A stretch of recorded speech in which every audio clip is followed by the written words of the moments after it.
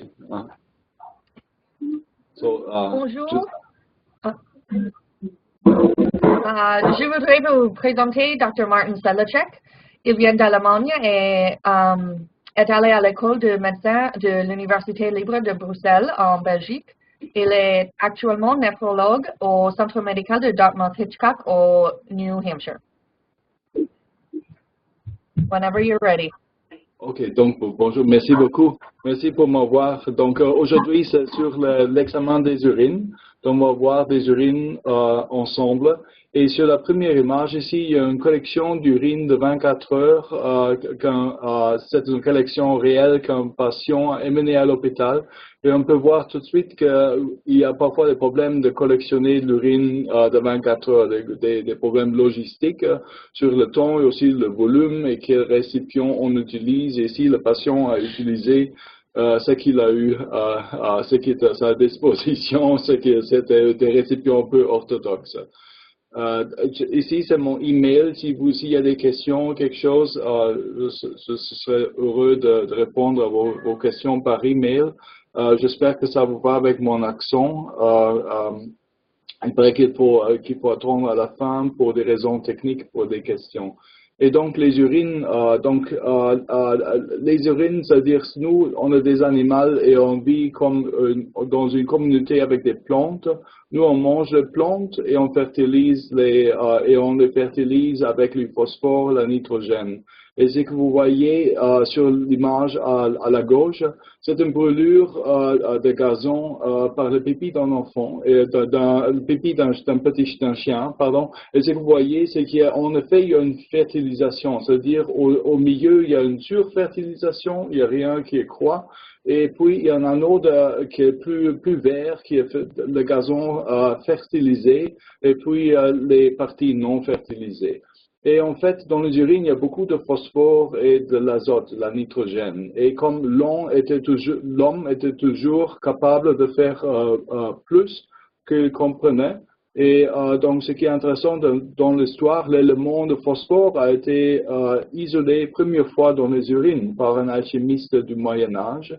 Et l'azote dans les urines était utilisé pour faire du poudre à canon.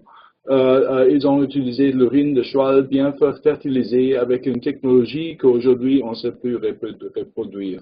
Donc je montre ça parce que c'est une fonction principale du système urinaire, c'est de débarrasser le corps du phosphore et de la nitrogène. Et quand un patient a une insuffisance rénale, c'est des produits de phosphore et c'est aussi des déchets métaboliques de nitrogène de l'azote azoté qui font des problèmes. Et puis, première fois, je vais parler un petit peu de l'examen physique des urines. Donc, la première chose, c'est la couleur. Et ça, il y a toute une histoire en médecine sur regarder les différentes couleurs que l'urine peut avoir. Dans la médecine moderne, parfois, il y a des couleurs bizarres. Ça, c'est avec la fluorescine. La fluorescine peut entrer les urines par une angiographie et parfois aussi c'est ajouté à des chimiques pour appeler l'attention aux médecins qu'il peut y avoir une intoxication comme l'antifreeze, comme l'éthylène d'éthylène. Et il y a parfois des couleurs comme ça, la couleur verte. La couleur verte, ça peut être le bleu de méthylène qui s'utilise parfois aux soins intensifs comme vasopresseur ou aussi c'est-à-dire en chirurgie. Où il y a la propofol peut aussi donner une couleur verte. Il y a des couleurs pourpres. La couleur pourpre, c'est des infections à Pseudomonas qui peuvent produire des pigments bleus et des pigments rouges et l'ensemble dans du pourpre. Donc en fait, et ça c'est de l'ochronose, c'est l'urine qui paraît normale à la droite et quand c'est exposé à l'oxygène de l'air, l'urine change de couleur et devient noire. Et donc ce sont des exemples de couleurs d'urine et on peut en avoir de toutes les couleurs dans les urines. Ça dépend des circonstances. Et une deuxième propriété physique, c'est la spécificité grave, la gravité spécifique. Et pour ça, en fait, il fallait un hygromètre. L'hygromètre, c'est une espèce de flotteur en verre qu'on met dans un échantillon d'urine et on voit à quel niveau est-ce que ça flotte. Quand l'urine est plus dense que l'eau, alors la gravité spécifique est plus que 1. Et quand l'urine c'est comme de l'eau, c'est donc une urine très diluée, la gravité spécifique est à 1.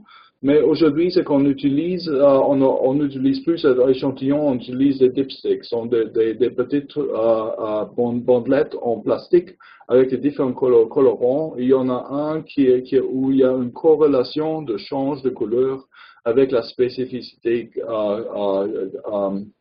avec la gravité spécifique. Il faut comprendre que c'est pas le vrai examen physique, c'est juste une corrélation qu'on voit. Et puis dans les urines, on peut voir des choses anormales. Donc on peut avoir du sang et il peut aussi y avoir de la protéine. Normalement, il y a très peu de protéines dans les urines parce que les protéines, c'est précieux pour nous. Il faut les croire, il faut les chasser et il faut tuer un animal pour manger de la protéine. Donc, le corps humain ne le jette pas sans rien. Donc, on envoie de la protéine dans les urines en grande quantité, c'est anormal. Et ce que vous voyez ici, c'est l'urine qui a été chauffée pour dénaturer les protéines. Alors, on peut voir combien de protéines est-ce qu'il y a. L'autre façon, c'est de mettre de l'acide. Si on met de l'acide, l'acide aussi dénature les protéines. On peut voir les protéines dans les urines. Et quel type de protéines est-ce qu'il y a? Donc ici, dans cette image, à la gauche, vous voyez un glomérulus normal. Dans le glomérulus normal, l'albumine ne croise pas la barrière de filtration glomérulaire, mais il y a des protéines plus petites comme la bêta-2 microglobuline qui passent, et la majorité de ceux-là vont se faire réabsorber au niveau des tubules rénales et des tubules proximales. Quand il y a un défaut glomérulaire, il y a l'albumine passe et la bêta-2 hémoglobine passe toujours. Et ça peut donner beaucoup de protéines dans les urines. Et quand il y a un défait tubulaire seulement, c'est-à-dire il y a une atteinte tubulaire et pas glomérulaire, l'albumine ne passe pas la barrière de filtration, mais la bêta-2 globuline et d'autres petites protéines vont passer et on peut en trouver dans les urines. Donc, ce que ça veut dire, c'est quand il y a une atteinte, quand il y a des protéines dans les urines, quand c'est une quantité modérée, petite ou modérée, on ne sait pas très bien si c'est glomérulaire ou tubulaire. Donc, on peut voir, on peut faire un dépistage de quel type de protéines il s'agit. Mais quand il y a beaucoup de protéines, quand il y a 2 grammes, 3 grammes, 4 grammes, il y a aucun autre moyen que ce soit un défaut glomérulaire. Donc, quand il y a une protéinurie de plus que 3 grammes par 24 heures, ça fait preuve d'une atteinte glomérulaire comme cause de la protéinurie. Voilà, donc quand il y a quelqu'un qui a une insuffisance rénale, et on regarde la créatinine, et la créatinine est anormale. Alors, on peut faire un calcul, on peut voir si on peut comparer dans un patient la créatinine actuelle avec la créatinine il y a un an. Et si c'est plus haute, ça veut dire qu'il y a un problème rénal. Et souvent, le prognostic dépend de ce qu'il y a dans les urines. Donc, ce qui est le plus valable, là-bas, c'est voir s'il y a l'albumine dans les urines. Donc, pour la même créatinine, un patient qui a beaucoup d'albumine a un prognostic plus grave que quelqu'un qui n'a rien d'anormal dans les urines. Et puis, l'autre truc qu'on peut voir dans les urines, ce sont des globules rouges.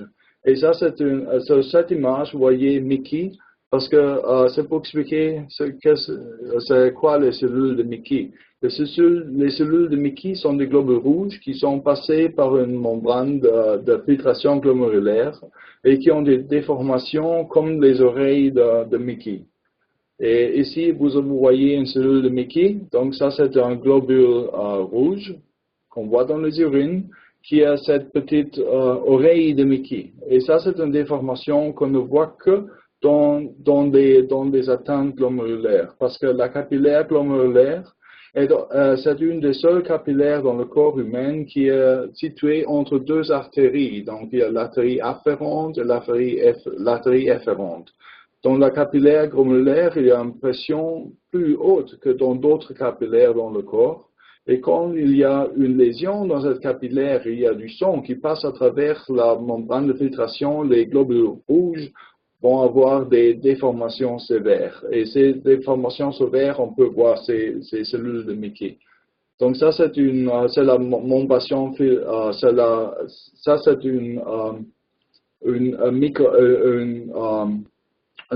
c'est la microscopique électronique pour voir une capillaire glomérulaire vue par l'espace urinaire, où on peut voir les podocytes et tous ces petites les podocytes qui font cette espèce de zipper pour couvrir la capillaire glomérulaire qui est dans le tube de là-dedans. Et ça, c'est une section transversale d'une capillaire glomérulaire. On peut voir à bas, c'est le vaisseau sanguin, c'est la capillaire, et puis il y a des fenestrations dans l'utérium et la membrane basale, et on peut voir qu'il y a trois couches. Il y a plus lucide, moins lucide, un peu plus dense, et puis lucide. Et du côté urinaire, il y a les podocytes qui font des petits pieds qui sont situés sur la membrane glomérulaire. Et ici, ce que vous voyez, tout en noir, c'est un globule rouge. Et vous voyez comme le globule rouge passe de l'espace sanguin qui est en bas, dans l'espace urinaire qui est en haut, par un trou dans la membrane glomérulaire. Et ce traumatisme-là génère les acanthocytes, des globules rouges qui sont tellement déformés qu'ils deviennent des cellules Mickey.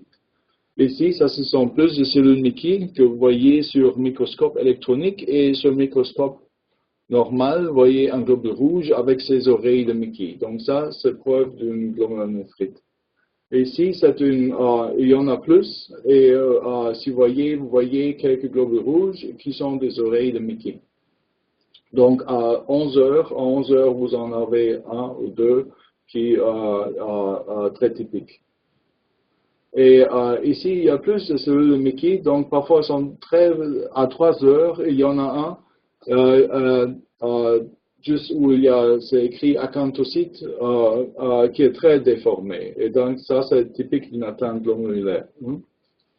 Et parfois, il y a du sang dans les urines pour d'autres lésions non glomérulaires. Et comme les urines souvent ont une osmolalité qui est différente du sang et du milieu intérieur du corps, les globules rouges peuvent se déformer. Et on peut voir ces déformations qui sont différentes. C'est des déformations qui ne sont pas, on ne voit pas de cellules Mickey là, mais on peut voir d'autres déformations. Et ça, c'est les urines d'une femme normale qui a eu une menstruation, et il y a un peu de globules rouges là-dedans, et on peut voir qu'ils sont déformés, mais c'est rien de grave, ça c'est quelque chose de normal. Donc ce qu'il faut savoir, pourquoi est-ce qu'il y a des globules rouges dans les urines? Parce que si ce n'est pas un glomérulonéphrite, il peut y avoir autre lésion. Donc une autre lésion, ça peut être chez les femmes, menstruation, mais ça pourrait aussi être une lésion dans la vessie, dans le tract urinaire, ça pourrait être des calculs rénales, et ça pourrait aussi être un cancer dans la vessie ou autre chose. Donc des patients qui ont du globule rouge dans le sang, tout le temps, souvent, il faut investiguer et savoir d'où ils viennent. Et ici, ça c'est une autre image, ça c'est de la levure. Et je montre ça parce que la levure, parfois, la levure parfois donne des images pareilles aux cellules Mickey. Mais la levure, donc les infections en levure, c'est plus fréquent dans les urines qu'on n'examine pas tout de suite. Et chez les femmes, et c'est très rare chez des hommes. Et donc, parfois ça peut faire confusion, mais souvent on voit les hyphens typiques de la levure, et alors on sait tout de suite ce que c'est. Et puis, autre chose qu'on peut voir dans les urines qui peut aider à savoir d'où vient ce qu'on voit, ce sont les cylindres. C'est quoi les cylindres? Donc, dans le tubule rénal, il y a une protéine qui est formée, c'est l'uromoduline ou la protéine de Tamm-Horsfall, qui est normal. Ça a des fonctions physiologiques dans le tract urinaire. Et parfois, ces urines font des petits cylindres. Et les cylindres ne se forment seulement dans les reins, dans les tubes rénals, parce que dans la vessie et autre part, il n'y a pas moyen de faire des cylindres. Et l'intérêt des cylindres, c'est que tout ce qu'il y a dedans vient du rein. Donc, c'est ça l'intérêt. Donc, si on voit des globules rouges dans les cylindres, il y a preuve qu'ils viennent du rein. Et ça, c'est la protéine TAM-Horsfall. Et la protéine TAM-Horsfall, toutes les espèces terrestres ont du TAM-Horsfall glycoprotéine, donc ça doit être important. Et on pense que ça protège pour les infections urinaires. Dans les urines, on ne peut pas avoir du mucus parce que ça serait un grand risque pour faire des calculs, mais on a la protéine TAM-Horsfall. Et parfois, il y a des gens qui ont des protéines TAM-Horsfall mutées et qui sont aptes à faire d'autres maladies rénales. Et aussi des patients qui ont le myélome multiple. Le myélome multiple, parfois, peut donner une atteinte rénale et parfois pas. Et la différence, c'est que quand le myélome multiple, le produit anormal, les immunoglobulines ou la protéine de Benz-Jones, qui est anormale dans le myélome multiple, quand il fait une interaction avec la protéine de TAM-Horsfall, alors il y a des problèmes. Et s'il n'y a pas d'interaction, il n'y aura pas de problème rénal dans le myélome multiple. Et ça, ce sont des cylindres qu'on peut voir dans l'arrière-plan très faibles. C'est des cylindres hyalins. Il n'y a rien dedans. Ça, c'est seulement la protéine de TAM-Horsfall et ça, c'est quelque chose de normal. C'est rien de mauvais. Ça, c'est quelque chose de normal. On peut en voir plus dans les urines concentrées chez un patient qui n'a pas bu beaucoup d'eau. Quand il y a une glomérulonéphrite, il y a une lésion glomérulaire, il y a du sang dans les urines, on peut voir des acanthocytes. Et on peut aussi voir des cylindres. Donc ici, il y a des cylindres avec des globules rouges. On sait que ça vient du rein. Ça, c'est un exemple d'une glomérulonéphrite, ce qu'on voit dans les urines. Et alors, il y a un problème de focus ici. C'est un problème technique parce que les cylindres sont beaucoup plus grands. Ce sont des structures à 3 dimensions. Et c'est difficile de faire une image où on voit le cylindre et en même temps l'arrière-plan. Ici, si on voit l'arrière-plan, on peut voir des acanthocytes. Donc, ça dit que c'est probable qu'il y ait glomérulonéphrite. Et puis, on voit les cylindres, et le cylindre ici paraît plus granulaire, et on ne voit pas très bien s'il y a des globules rouges, mais la couleur est rouge. Donc, ça pourrait être du sang là-dedans. Et ça, c'est un autre cylindre. Ici, on voit clairement qu'il y a un cylindre érythrocytaire, parce qu'il y a des érythrocytes dedans. Donc, il y a des globules rouges dans les cylindres. Donc, ça vient du rein, c'est une glomérulonéphrite. Et ça, c'est quelque chose de très important de voir dans les urines parce que ça dit que le patient a une atteinte immunologique sur son rein, il y a une glomérulonéphrite. Et ici, il y a un autre cylindre érythrocytaire et on voit donc la forme d'un cylindre et les globules rouges dedans. Donc, c'est un problème du rein ici, c'est une glomérulonéphrite, il y a une lésion glomérulaire. Ici, c'est un cylindre érythrocytaire. C'est un patient, c'est tellement rouge, c'est rouge parce qu'il y a du globule rouge. Et c'est difficile à voir, mais si vous voyez de près, on peut voir qu'il y a des cylindres. Donc, si vous voyez à 4 heures dans ces cylindres, on peut voir les membranes des globules rouges. Et ce patient, il avait une glomérulonéphrite, c'était un syndrome de Goodpasture ici, avec des anticorps contre les membranes basales.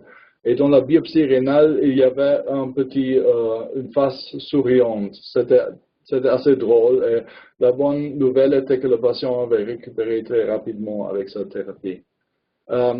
Ça, c'est d'autres types de cylindres. Il y a ces petits globules dedans, mais ils ont tous des tailles différentes. Et des tailles différentes, c'est peu probable que c'est des globules rouges, c'est autre chose. Et ça, c'est quelque chose, si on met la lumière polarisée, on voit ça. C'est un artefact, on voit des petits croix. Et ça, c'est typique pour les gouttes de lipides. Et la situation, on peut voir des gouttes lipides dans un cylindre dans les urines, c'est un syndrome néphrotique. Dans un syndrome néphrotique, c'est des gens qui ont tellement, qui excrètent, pardon, c'est des gens qui ont une perte de protéines tellement importante dans les urines que le foie doit compenser en faisant plus de protéines. Et le foie fait tout type de protéines, inclut les lipoprotéines. Et quand il y a beaucoup de lipoprotéines, ceux-là aussi vont passer dans les urines. Et dans les lipoprotéines, les gouttes lipiques, on peut le voir avec cet artefact de petits croix dans la lumière polarisée. Et si on voit ça, ça montre qu'il y a une atteinte glomérulaire aussi qui peut de syndrome néphrotique. Et donc, on peut voir ça parfois sans sang dans les urines. Donc, s'il y a du sang dans les urines, s'il y a des acanthocytes ou des cylindres érythrocytaires, c'est une glomérulonéphrite. Et s'il y a seulement beaucoup de protéines dans les urines, donc ça, c'est un syndrome néphrotique. Et ici, ça s'appelle Oval Fatty Body. C'est une cellule tubulaire engorgée de gouttelettes de lipides avec la lumière polarisée. Ça donne cette image de petites croix, des croix de Maltese, ça s'appelle. Et donc ça aussi, on voit dans un syndrome néphrotique. Donc ici, ça c'est un petit cas ici. Donc c'est pour ce qu'on peut voir s'il y a du sang dans les urines. C'est une patiente qui avait une embolie pulmonaire et on a fait une embolectomie avec un angiojette parce qu'on ne pouvait pas la thrombolyse parce qu'elle avait un traumatisme crânien. Et elle a eu l'insuffisance rénale aiguë et ça c'est les urines et ça paraît du sang.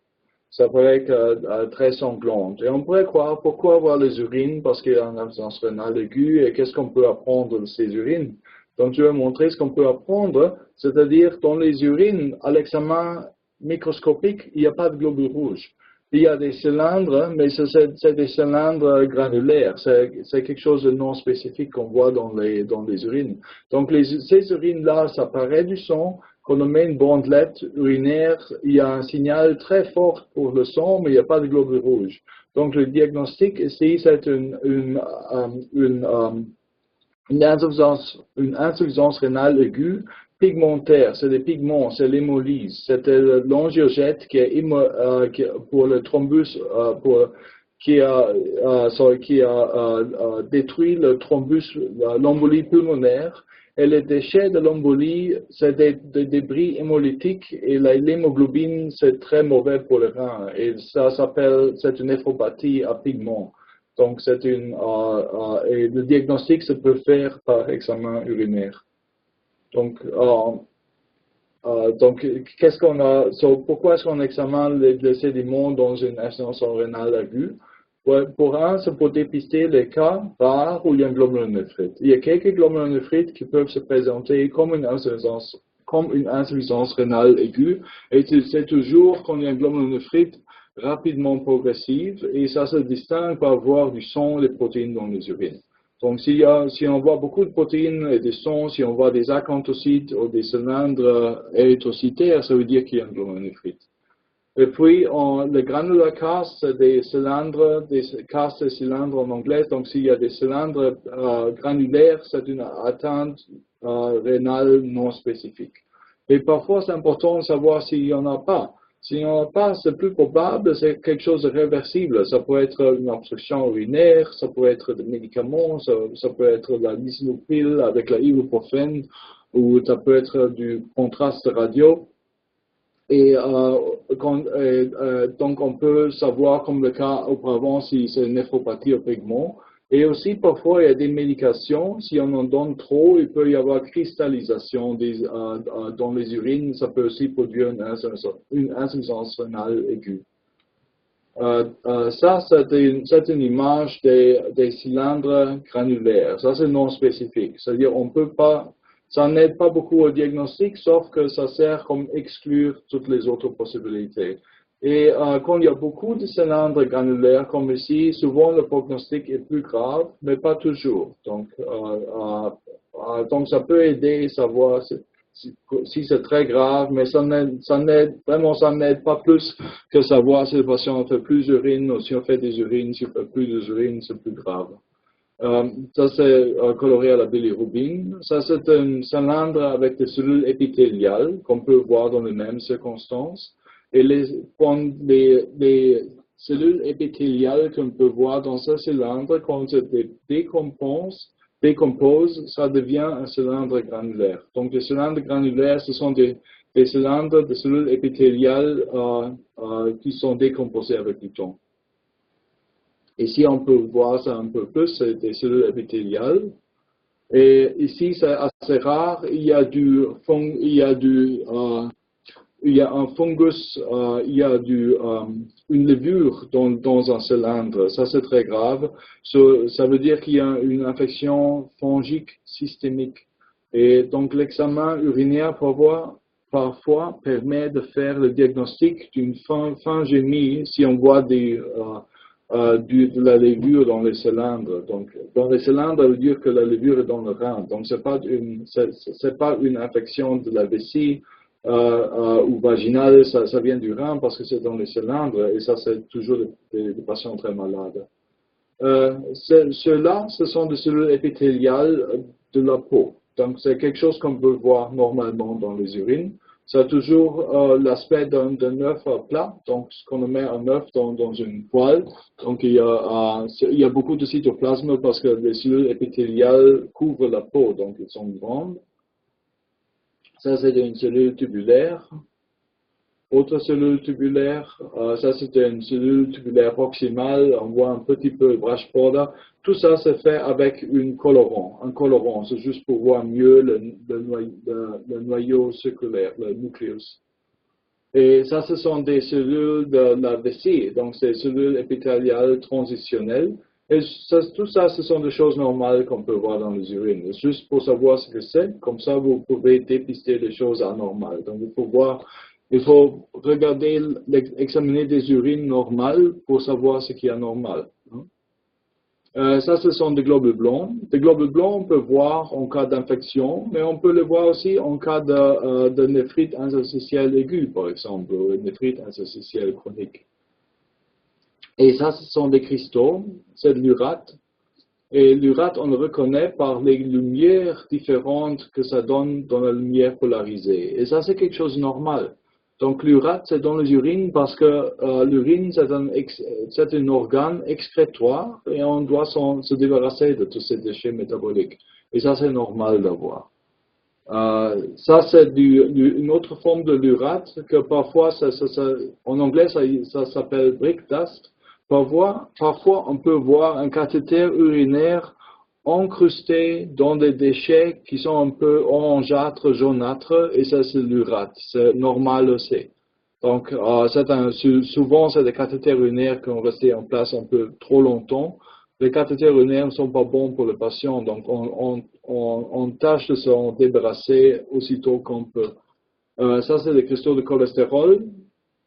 Et ça c'est le calcium oxalate, c'est le dihydrate, ça des petites formes d'enveloppe. Ils sont beaux. Ça c'est aussi normal d'en avoir dans les urines. Donc, cette image, c'est quelqu'un qui a mangé des épinards le soir, une salade d'épinards et le matin, dans les urines, c'est ce que vous voyez dans les urines. C'est normal d'avoir ça. Et ça, c'est le calcium oxalate, c'est une autre forme, c'est le monohydrate qui est différent. C'est des cristaux en forme de cigare. Et ceux-là, on peut voir quand il y a un excès d'oxalate. Et c'est-à-dire l'excès d'oxalate, on peut voir s'il y a une oxalose, s'il y a une malabsorption intestinale, on peut en voir. Et ça, on voit aussi dans les intoxications au glycol d'éthylène. Ici, dans ce climat ici, c'est-à-dire les gens, en hiver, il faut mettre du antifreeze dans la voiture pour que ça ne congèle pas. Et cet antifreeze, le glycol d'éthylène, ça a un goût douce, mais c'est super toxique. Donc, il faut 10 000 litres pour tuer une personne, et ce qu'on voit dans les urines. Donc, et ça se traite par dialyse. Ça aussi, c'est un autre patient qui avait une intoxication suisse qui a tenté de suicider au glycol d'éthylène, au antifreeze, et ce qu'on voit dans les urines, c'est typique. ce qu'on fait, on regarde les urines ici, c'est pour confirmer le diagnostic. Mais quand il y a un patient qui arrive avec une acidose métabolique très grave et où il y a un gap de osmolaire, il y a des osmoles inconnus dans son sang, un gap anionique, on fait la dialyse et on n'attend pas de confirmer le diagnostic. C'est-à-dire on traite tout de suite la dialyse. Ça, ici, à 10 heures, il y a un cristaux de phosphate. Ça, on voit dans les urines alcalines. Ça, c'est une autre image. Le nom pour ça, c'est le nom descriptif, Coffinlit. Ça ne veut rien dire comme prognostic. Coffin, c'est je sais pas comment on dit, c'est la boîte où on met les corps morts. C'est seulement descriptif. Ça ne veut pas dire que c'est grave de voir ça, mais on voit ça dans les urines alcalines parce qu'il y a une infection. Hein. Et ici, ça, ce sont des cristaux de médicaments. Et quand vous voyez les cristaux dans les urines qui sont comme des spicules, qui sont très aigus, ça, ce sont toujours des médicaments. Il n'y a rien de normal qui donne des cristaux comme ça, donc ça c'est un médicament. Ça, dans ce cas-ci, c'est l'aciclovir, c'est une autre image. Et puis c'est l'amoxicilline, la pénicilline, et tout ça donne des espèces de spicules. Et parfois, quand il y a un patient a trop de médication et pas assez de liquide, il peut avoir une surcharge des urines avec ces médications, il y a cristallisation et ça peut donner des insuffisances rénales aiguës. C'est la Bactrim indinavir, c'est un antiviral qui est très connu pour donner des cristaux dans les urines. Ça, c'est des cristaux de méthotrexate. Méthotrexate, c'est la chimiothérapie et ils ont un aspect un peu particulier comme ça. C'est-à-dire, c'est une image particulière, ça ne donne pas des spicules, c'est une espèce on